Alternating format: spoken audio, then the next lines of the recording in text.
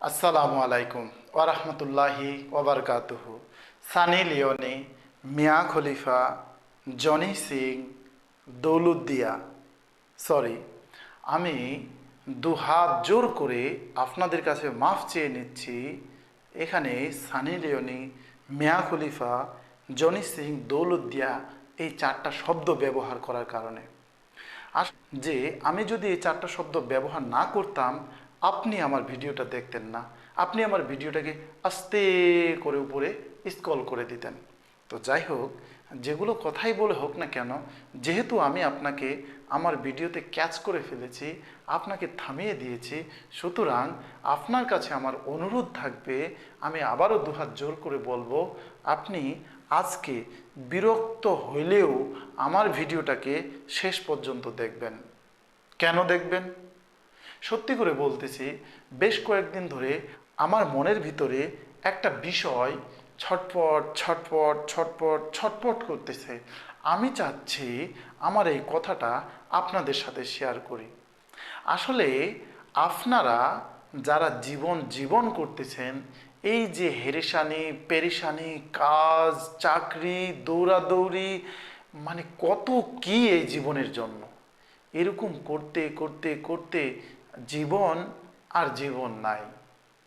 তারপরও আমি এখানে বলবো, আপনি যে জীবনটা নিয়ে আছেন এটা কিন্তু জীবন না। রিয়েলি এটা জীবন না। একটা পুরুষ মানুষের জীবন শুরু হয় তার বিয়ের পর থেকে।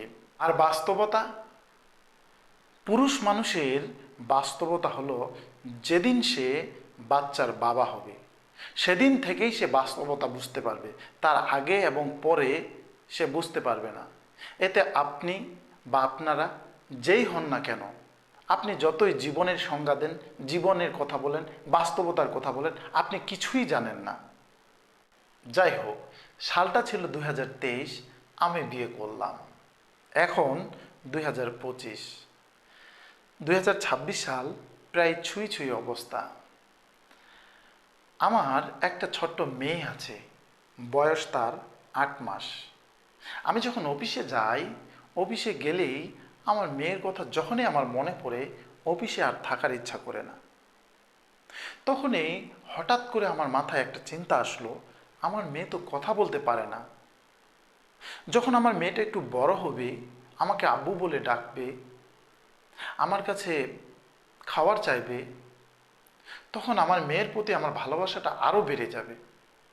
এই যে আমার মেয়ে, এভাবে তিলে তিলে তিলে তিলে ছোট থেকে বড় করতে হবে, শিক্ষা দিতে হবে, চিকিৎসা দিতে হবে, সমাজের একটা পূর্ণাঙ্গ সদস্য হিসেবে তাকে গড়ে তুলতে হবে। কিন্তু দুঃখের বিষয়, যখনই সে বড় হয়ে গেল, সমাজের একজন সদস্য হয়ে গেল, বয়স প্রায় 18-19 হয়ে গেল, তখনই একটা প্রশ্ন আসে, এখানে বিয়ে দিতে হবে কেন?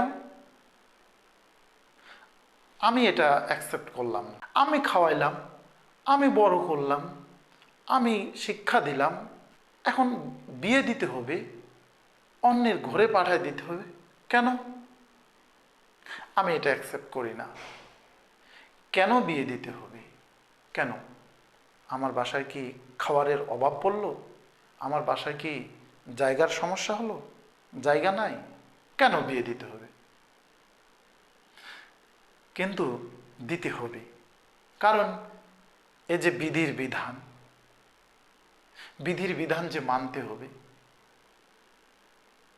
কবুল একটা শব্দ, আমার মেয়ে যখন এই শব্দটাকে 3বার পাঠ করবে, কবুল কবুল কবুল, সাথে সাথে আমার মেয়ে আর আমার আপন থাকলো না, আমার মেয়ে অন্যজনের আপন হয়ে গেল। সংক্ষেপে যদি আমি বলতে চাই, যদি আজকে আমার মেয়েকে আমি শ্বশুর বাড়িতে পাঠিয়ে দিই, আর হঠাৎ যদি আমার মেয়ে শুনে যে আমি অসুস্থ, অর্থাৎ তার বাবা অসুস্থ, তাহলে আমার মেয়ে সর্বপ্রথম তার স্বামীর কাছে যাবে, অনুমতি নেবে যে আমার বাবা অসুস্থ, আমি দেখতে যাব। কতই আজব না? আমি খাওয়াইলাম, আমি বড় করলাম, আমি মানুষ করলাম, আমি অসুস্থ, আমার মেয়ে আমাকে দেখতে আসবে, অন্যজনের কাছে পারমিশন নিতে হয়। যদি সে পারমিশন না দেয়, তাহলে আমার মেয়ে আসতে পারবে না। শুধু এখানেই নয়, মেয়েদের যখন বিয়ে হয়ে যায়, এক পর্যায়ে যখন তার মৃত্যু হয়, তার কবরটা পর্যন্ত শ্বশুর বাড়িতে হয়। আমি যে বড় করলাম, একজন বাবা যে বড় করলো, খাওয়াইলো, শেষ মাটিটুকু তার এখানে হলো না।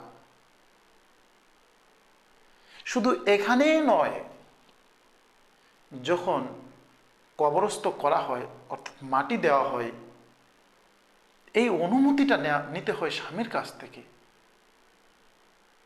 তার বাবা পর্যন্ত দিতে পারে না। আজব না? আচ্ছা, এই বিষয়টাকে আমি এখানে একটু পজ করলাম, স্টপ করলাম।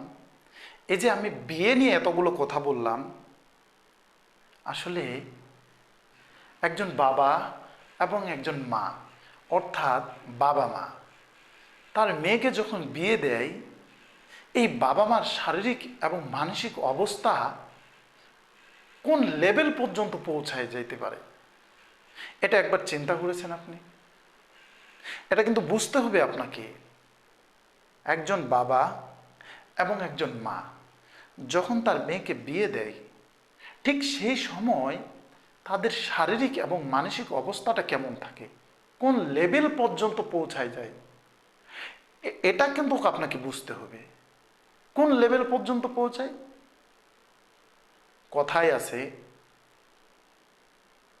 যখন একটা মেয়ের বিয়ে হয় তখন নাকি বাবা মায়ের একটা পাঁজর ভেঙে যায়।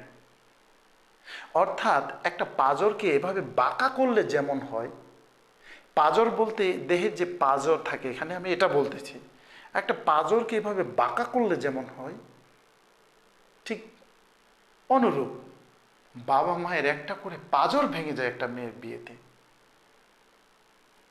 আচ্ছা, আপনাদের বাসায় যদি এরকম হয়ে থাকে, মনে করেন আপনি বিয়ে করছেন, দেখা গেছে আপনার বউ আপনার খায়, কিন্তু গুণগান গায় তার বাবার, তার মায়ের।